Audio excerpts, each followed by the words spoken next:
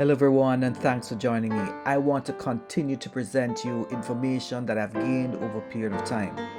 As one person said, you must know your history to navigate the future.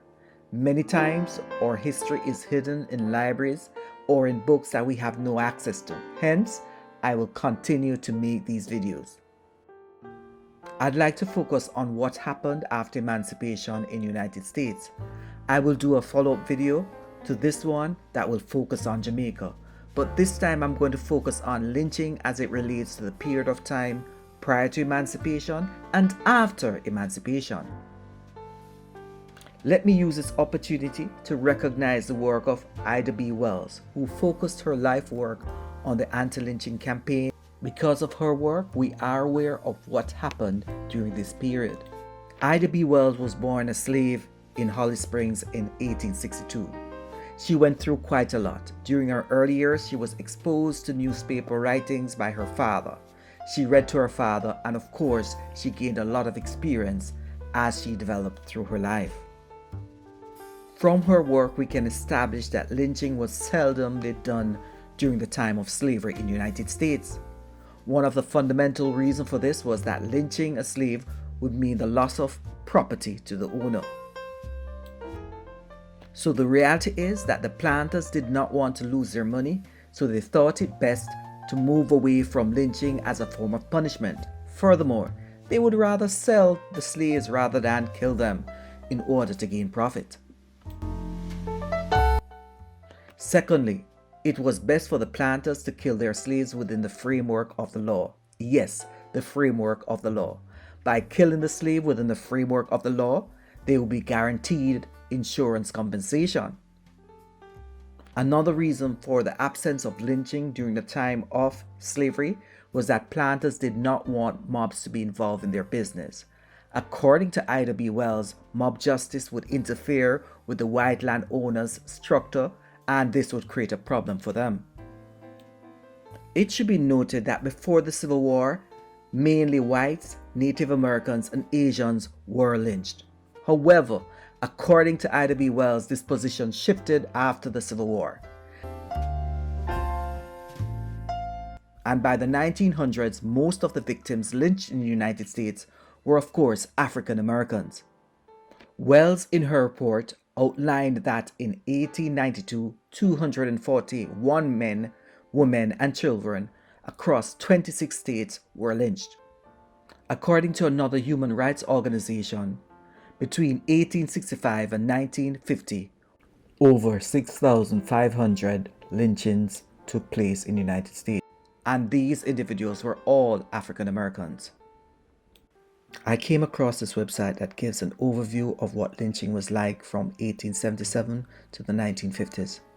Please take some time to explore. The link is below, and I will also post the link in the description section of my video.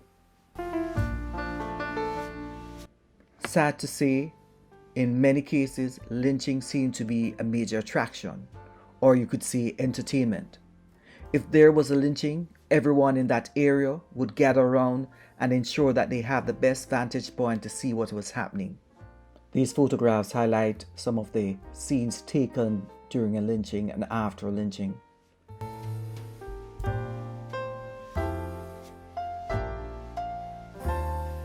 They also would take pictures and send it off to their relatives who were not able to attend. This is indeed sad. It's a sad part of history that must be revealed.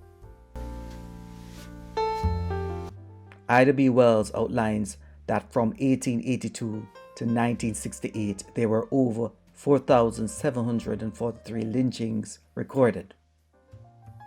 This number included 50 African American women. In summary, lynching showed that there was no value to African American lives. An African American could be lynched because he was suspected of robbing someone, attempted rape, attempted assault, wife beating, and let's not forget the story of Emmett Till, who did absolutely nothing.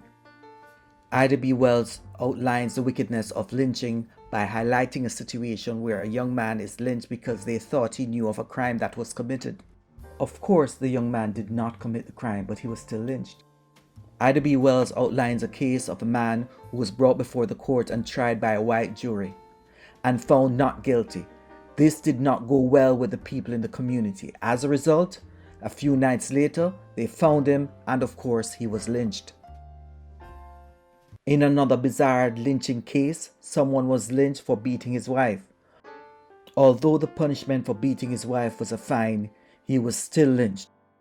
He was lynched because the Louisiana lynchers did not fill their quota, hence they had to use him to fill their quota.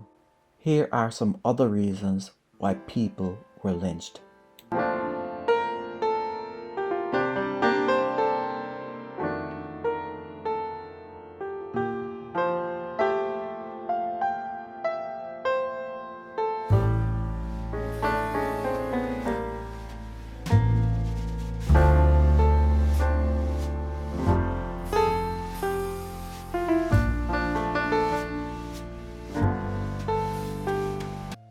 If you were too rude or a set of people thought you were too rude to them, you could be lynched for just being rude. If you entered a quarrel with a white person and they were not satisfied with the outcome, you could also be lynched. In recent times, we might not have heard of the term lynching being used. However, there are several cases worth investigating or further investigation. According to Danielle Brown, since 2000, there have been at least 8 suspected cases of lynching of black men and teenagers in Mississippi. Yes, Mississippi. This is recorded in our courts. Please see the description section for the link to this article. As I bring this short video to a close, let me say that our society is moving. Notwithstanding, there are elements that we must address. We must work together. We cannot forget the past because the past is there to guide the future. But we must work together in ensuring that we have a better future, a better outcome for our generations to come.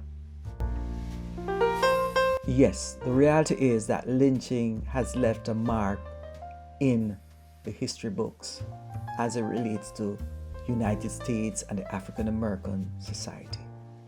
And of course, it has affected generations. As I conclude, you can't change history, but you can change the future. And one way is being an advocate for social justice and inclusion in our society. Be an advocate for equality. Be an advocate for your neighbor, because together we are stronger.